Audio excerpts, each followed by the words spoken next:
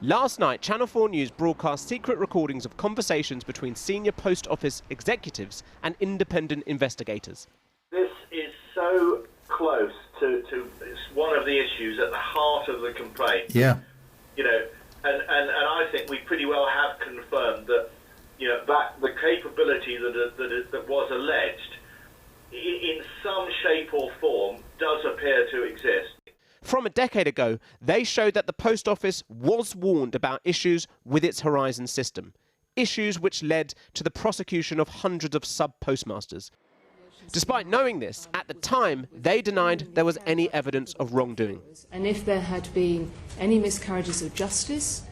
Yet there was a miscarriage of justice, described as the largest in UK history. A miscarriage of justice so astonishing that the grey surroundings of a committee room became blockbuster TV drama. We have provided for every single case detailed, thorough, independent investigation. Let me stop you there. Today, responding to our report, the Labour Party said it was proof of a cover-up.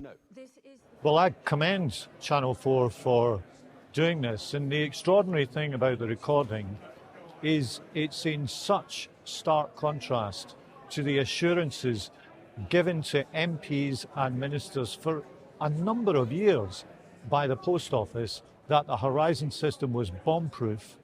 Here's how events unfolded over the past 25 years, and keep an eye on the right-hand side. That's a rolling counter of criminal convictions of sub-postmasters. In 1999, the Post Office rolls out a new system by Fujitsu called Horizon. Within the first year, sub-postmasters start reporting problems, with the system creating false shortfalls. In 2004, Alan Bates refuses to accept liability for losses at his branch and has his contract terminated. In 2009, an article in Computer Weekly details the experiences of Bates and others, and so Bates forms the Justice for Sub-Postmasters Alliance. In 2012, Conservative MP James Arbuthnot meets the Post Office Chief Executive Paula Venables and demands an independent investigation. That's when Second Sight's Ian Henderson and Ron Warmington are brought in. The following year is when our phone calls reveal that the pair tell the Post Office that Horizon could be accessed remotely, something long complained of by the sub-postmasters, but denied by the Post Office. Paula Venables, Chief Executive of the Post Office. And 2 years after the recording about the flaws with Horizon, Paula Venables said this to the Business Select Committee. And if there had been any miscarriages of justice, it would have been really important to me in the Post Office that we actually surface those. And as the investigations have gone through, so far we've had no evidence of that. And as you'll know, we're bound by the Disclosure Act to make known anything that we come across that might contribute to that. And yet by the end of that year, more than 700 sub-postmasters had been handed criminal convictions. And it takes another 4 years until the Post Office agrees to pay compensation to some of those affected. In 2021, the public inquiry begins. And this year, following the broadcast of ITV's Mr. Bates versus the Post Office, there is renewed pressure for justice, and the government says they will quash the convictions of those prosecuted. The scandal has engulfed those who were in government at the time, such as Sir Ed Davey, who was Minister for Postal Affairs between 2010 and 2012. He's previously apologised for not seeing through the lies of the Post Office, lies which he said were confirmed by the Channel 4 News recordings. But this is yet more evidence of how extensive the lies were of the Post Office. They lied to the sub-postmasters, they lied to the courts, they lied to ministers like me and many other ministers who were involved over this 20-year period. And the Post Office really needs to be held to account, and the managers who were part of this conspiracy of lies need to be brought to justice. The Metropolitan Police, which began an investigation in January 2020, today said there had been no change to their position, with the investigation ongoing and only 2 people questioned so far. The public inquiry, now in its 4th year, restarts on April the 9th. When we asked Paula Venables, the Post Office and Fujitsu for a response to our report from yesterday, they refused to comment, citing the ongoing inquiry. The inquiry will be yet another chance for the sub-postmasters to get more answers, yet many are still waiting not just for compensation, but justice. Well, joining me now are former sub-postmasters Chris Head in Newcastle and Chirag Sidhpura here in the studio. Both of them lost everything after the Post Office accused them of stealing huge sums of money. Chirag Sidhpura first. I wonder really what your response was when you watched those secret recordings we aired last night. After viewing the recording, I went through this whole post office scandal in October 2017, going into 2018. By that time, by listening to the recording, Paula Venables, Angela Van den Bogard, Alistair Cameron, they all must have known about what's going on in the organisation by that time. We still don't know what Paula Venables, the boss, knew when, but No. the organisation as a whole and the bosses. Well, it must have been filtered from the bottom up, especially when you see that the lawyers knew.